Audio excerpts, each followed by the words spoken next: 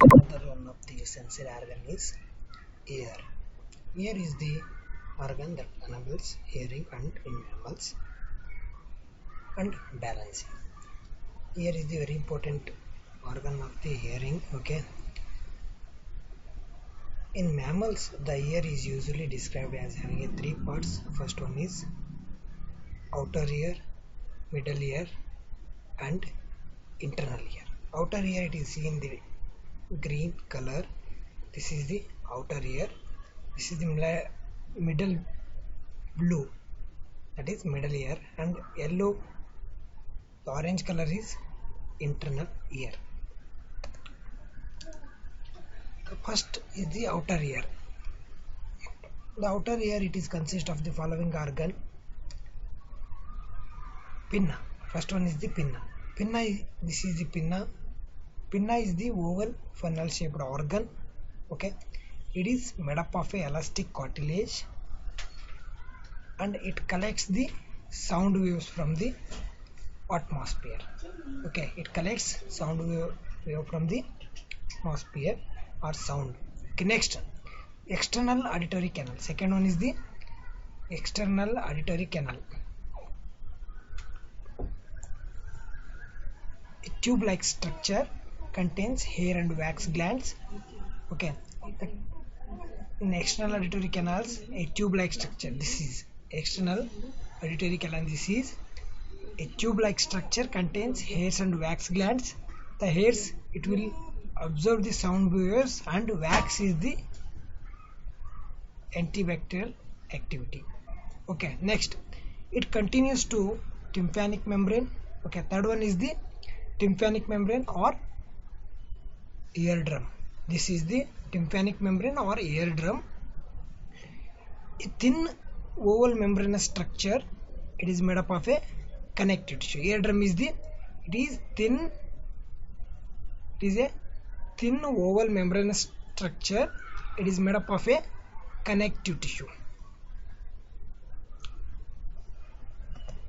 Next, second one is the middle ear.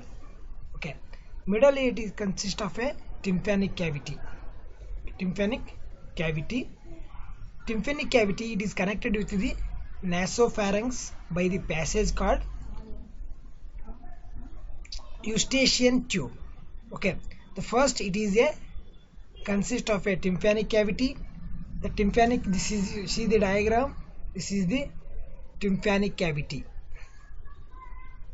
Okay, next, it is connected with the nasopharynx by a passage called as a eustachian tube. Eustachian tube. Okay, it is controls the air pressure of the cavity, of thus protects the tympanic membrane. Eustachian tube, it controls the air pressure of the cavity and thus protects the tympanic membrane. Next, the inner wall of the tympanic cavity. The inner wall of the tympanic cavity contains two apertures. That is, upper is called as a fenestra ovals and lower is called as a fenestra rotunda. It is also called as fenestra ovals. It is called as oval window, and fenestra rotundum, it is called as a round window. The next, middle ear contains, there are three types of air ossicles are present in middle ear. There are three types of ossicles, air bones. Okay, it is, first one is the malleus. It is a outer hammer shaped. You see the diagram, it is like hammer shaped structure. It is attached to the tympanic membrane. That is a eardrum. Next, second one is the incus. The incus is, one end is connected to malleus and another end is to stapes. This is, see the diagram, it is a incus, one end connected to the malleus, another end connected to the stapes.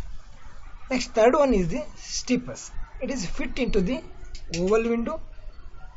The stapes is fit into the oval window or fenestra ovals. Next, third one is the internal ear. It is also called as labyrinth.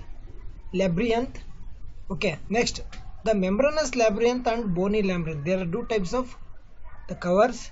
The first one is the membrane labyrinth and bony labyrinth. The membrane labyrinth is surrounded by the bone labyrinth.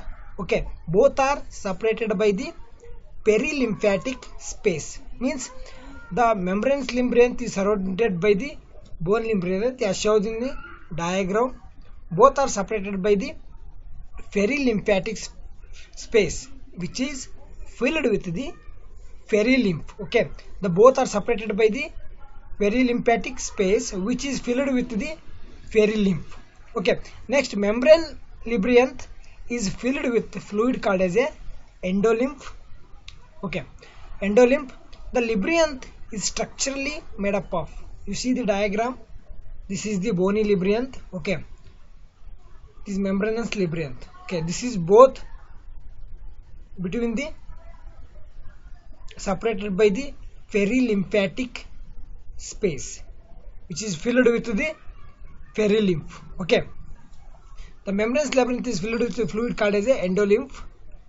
The labyrinth is structurally made up of three parts. The labyrinth or internal layer, it is made up of three parts. First one, vestibule. Second one, semicircular canal. Third one is the cochlea.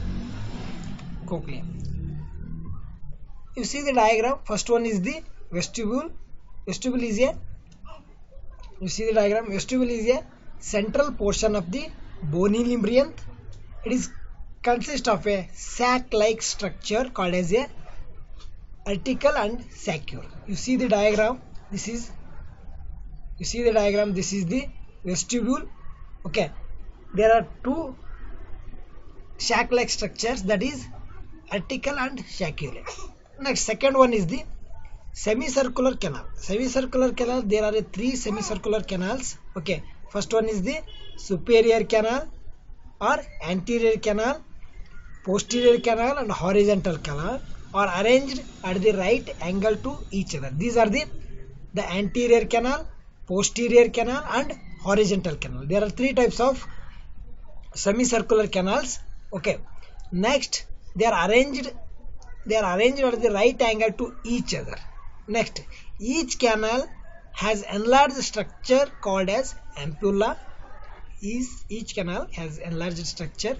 Each canal is called ampulla.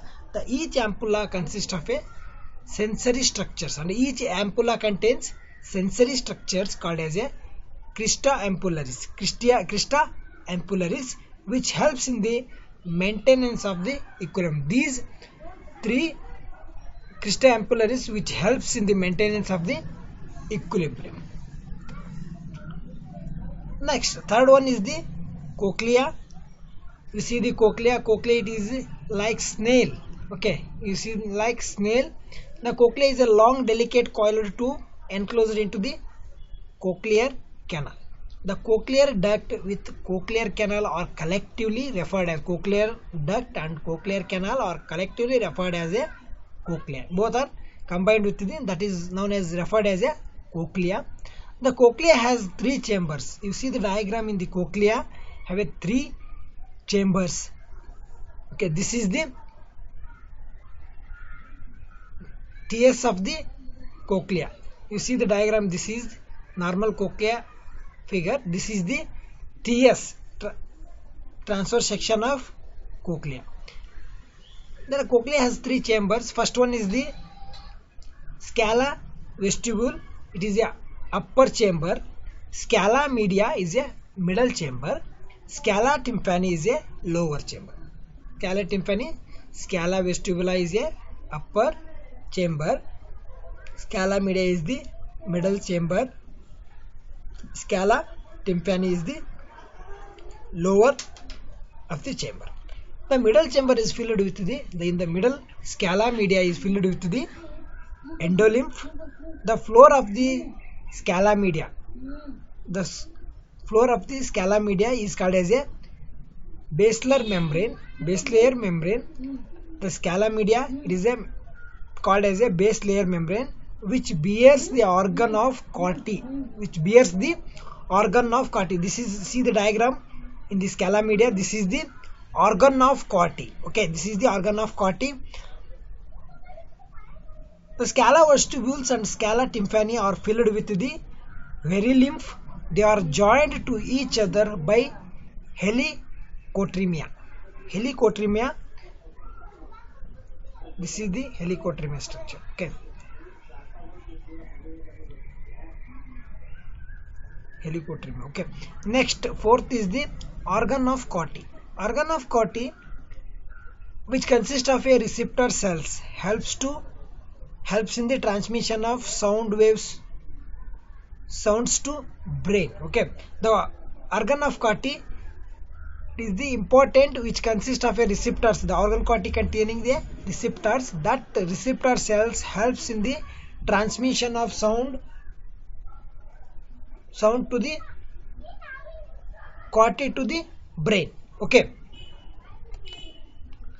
next you see the diagram. Okay, what is the mechanism of hearing? How to the sound waves enters into our ear, and what is the mechanism of the sound signal mechanism? Okay, the mechanism of hearing or physiology of hearing. You see the diagram, animated diagram. Okay, the sound waves that reaches the ear are directed by the external pinna. Okay, the sound waves that reaches the ear are directed by the external pinna into the auditory canal to strike the eardrum. To strike the eardrum, that is known as a tympanic membrane. Eardrum, it is also called as tympanic membrane. The sound waves reaches the ear direct into the external pinna into the auditory canal to strike the eardrum.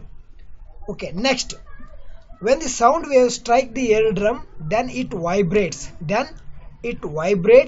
It further causes series of vibration. After the sound waves strike to the eardrum, then it vibrates. It further causes the series of vibrations to the three tiny bones.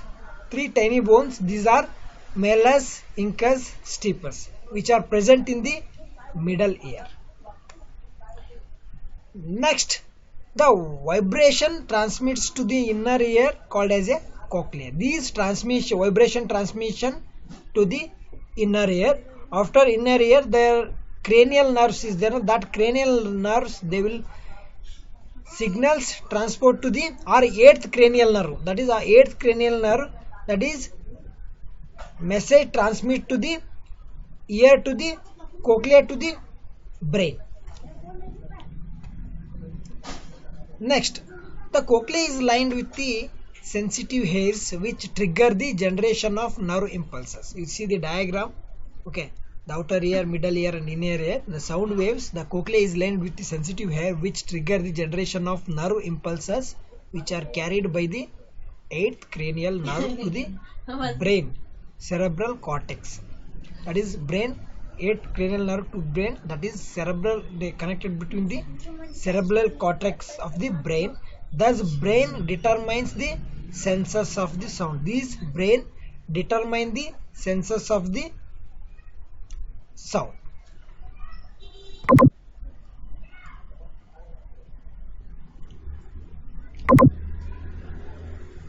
Next, equilibrium. The second mechanism, equilibrium, maintenance of the balance. There are two types of maintenance of balance. First one is the dynamic equilibrium, second one is the static equilibrium. Dynamic equilibrium, the movement of the head causes widening of hairs of the cristae and flow the endolymph to generate in electrical impulses which is carried to the brain by eighth cranial nerve. Means in the dynamic equilibrium, the movement of the head causes widening of hair of the cristae and flow the endolymph to generate the electrical impulse to movement of the head which is carried to the brain by eighth cranial nerve. Next, second one, static equilibrium. Static equilibrium, it is controlled by the maculae. Change of head for body respect to the gravity. Change of head respect to the gravity causes the definition of maculae. This causes initiation of the electrical impulses.